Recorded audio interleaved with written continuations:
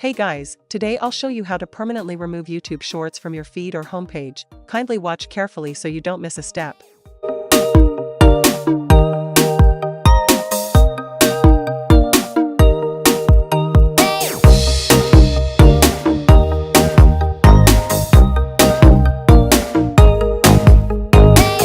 The reason why we have shorts constantly showing on our homepage is because we watched some shorts. Now let me show you how to fix this issue.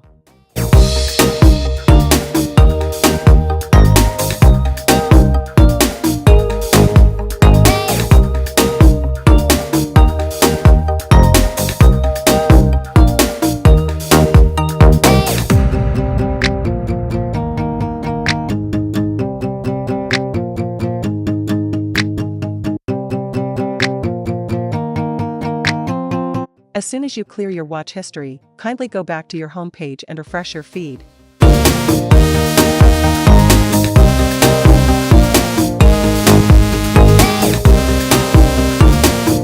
If you noticed we no longer have any shorts showing in our feed, if this was helpful, please leave a like and subscribe for more.